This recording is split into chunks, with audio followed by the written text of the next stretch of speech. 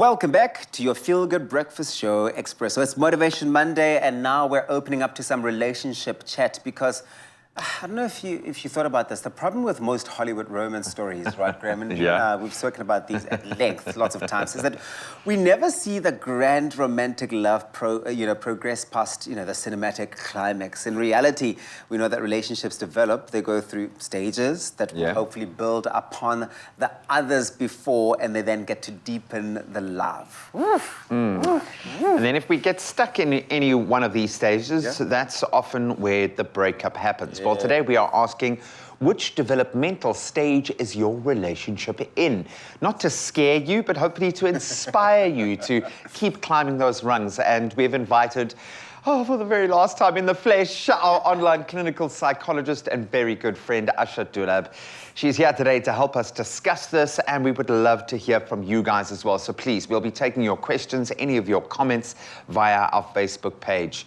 Asha, what are you doing to us, man? Why are you leaving us? But we can still Zoom with you, eh? We can still go online, hey? Yes, not in the flesh, but online. Do you promise to have clothes at the bottom part of your Zoom call? Absolutely. That's what the request is. I'll have clothes. We're going to make you stand up every session, Asha, the thing about relationships is that I think for everyone, we'd all like them to stay in the proverbial sort of honeymoon phase as the relationship progresses, but it's not always possible. I have found in my experience, unless I've been doing it wrong all my life, is it possible to keep a relationship there at all? Warm and fuzzy forever.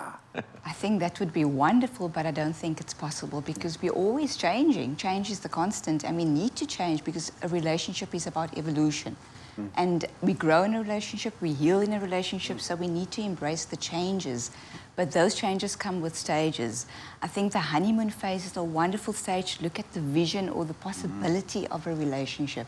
Now, we all are in a stage where we are symbiotic, we are looking at what's similar, and that stage, I mean, if you really nurture that stage, you can maintain that possibility and vision that a relationship can possibly have. You say maintain. Maintenance is a good word to use in a relationship. I always joke with the rest of my family that coexisting with someone else is tricky because it's not just you, it's them, and then there is a different dynamic when you're all together. So feeding off what you've just said, we've got the honeymoon phase. What are the other developmental stages of a relationship? So the honeymoon phase is actually the romance phase. It's the first stage in the relationship. That's the honeymoon phase. It's known as that. The butterflies. It's the butterflies. It's all the similarities. It's the, we were meant to be together from day one. We were born to be together, all those kind of phrases. And then we go into the power struggle phase. That is when it's a phase of differentiation. We realize there's some flaws.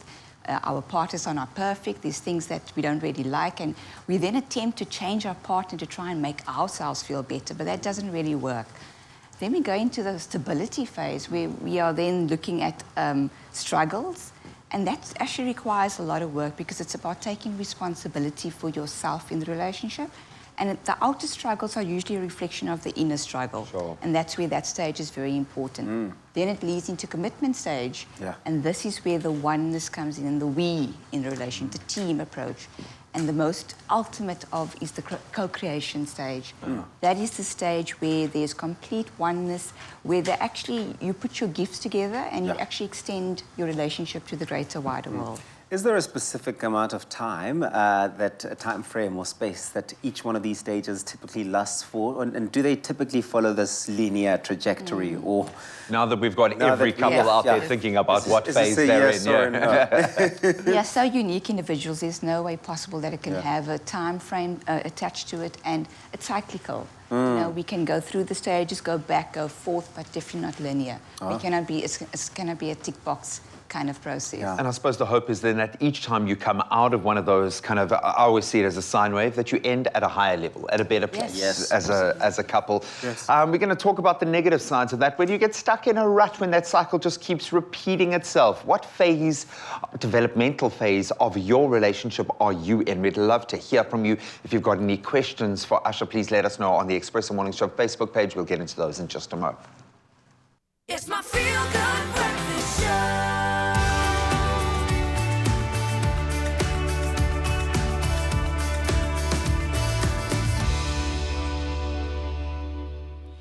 Yes, enjoy that smiling face while it lasts. We are savoring the moment. Yes, Usher's going to be heading off on a brave new adventure of her own, but she is here to help us, to help you and me as couples today work through those developmental stages of a relationship. And today we are asking, which developmental stage is your relationship in right now? We're back with Usher to chat a bit more about this. And please, we'd love to get any of your questions or comments through to our Facebook page at Expresso Shows, the handle to use. Expresso Morning Shows, where you can find us on Facebook. Usher. All right, so this one is probably one of the most commonly asked questions that you get a lot. At what stage of these various stages in a relationship do you often find that, you know, couples are stuck? They find themselves sort of stuck. The rut. Yeah, the rut Dun, dun, starts to really come through, and they just don't know how to progress to the next stage. Yeah. Or they just seemingly stay in that stage for so much longer than they really need Should, to. yeah. So people get stuck in the power struggle stage. This is the stage where we see breakups or divorces.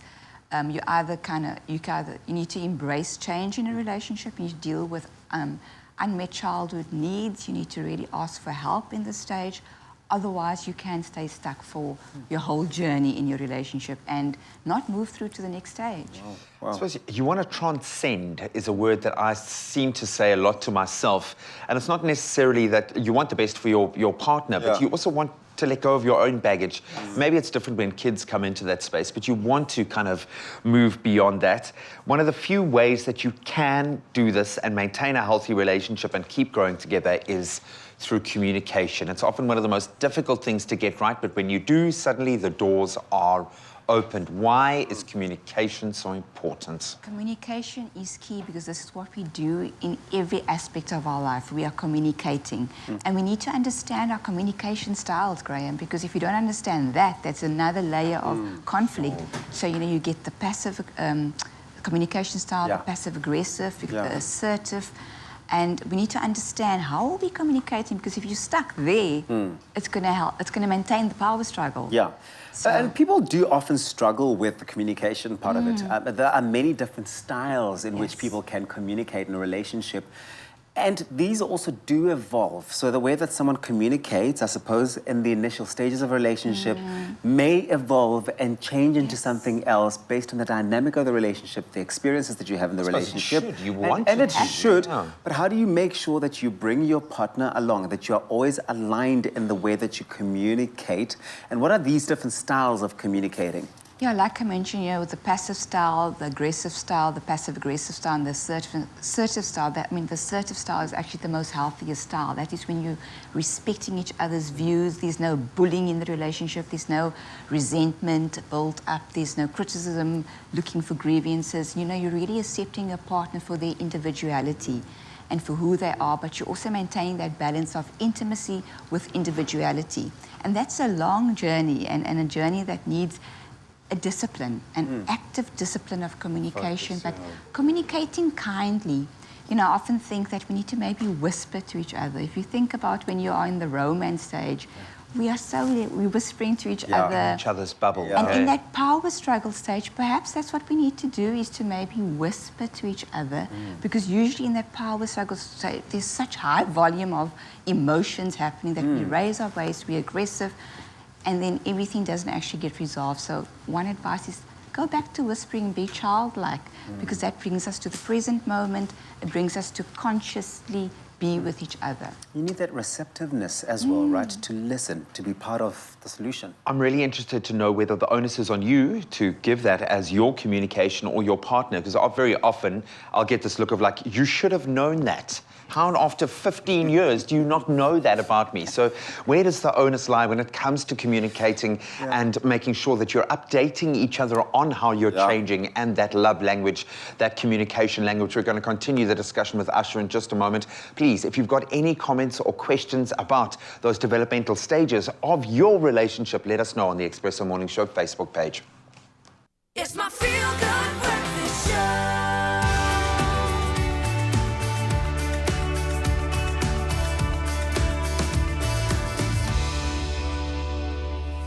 Welcome back to your Feel Good Breakfast Show. Monday morning, we're opening up to a bit of a relationship chat on Motivation Monday as we motivate each other to journey on with our relationships and the dynamics of those relationships. And we're asking this morning, which developmental stage is your relationship in? We're back with clinical psychologist Asha Dulab to unpack this topic.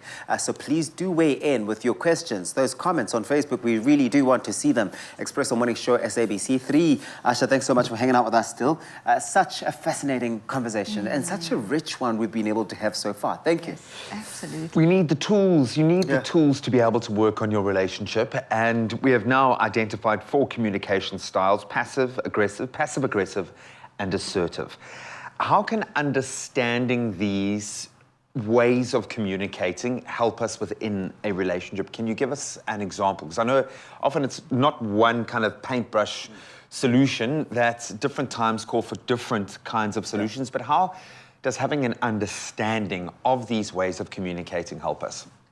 The key word is understanding, because when you understand yourself and the way you communicate, you can understand your partner. Where there's understanding, there's much more opportunity for resolution of conflict. Understanding is key, just to be able to say to your partner, I understand how you feel, is so important. But knowing our communication styles together with so many of other aspects of a relationship, our attachment styles, our attachment fears, when we communicate, we can get a pure understanding of why is the patterns repeating itself. It's habits, it's habitual patterns. And that is why the different communication styles is important to sort of recognize and say, I communicate different from you because we are so unique as human beings. And sorry, just to interject there, because I think where I often fall down is I listen. I really do try as hard as I can, but often you don't take the time to process and truly understand. So it's one thing hearing your partner, or one thing communicating to your partner, but have you taken the time to actually take on board what they are saying and understand? It's because we're more reactive rather than we don't take the time to observe and respond. We react. We're in the moment of just reacting, and then we say things that we don't sometimes mean. And that's why we maintain that struggle. If we're all reacting, nobody's learning, nobody's listening, nobody's paying attention. Relationships are all about navigating. We need to find the correct tools to be able to navigate our relationships. And I think one way to be able to do that is to understand which developmental stage the relationship is in. Be aware of it so that you know how to navigate that.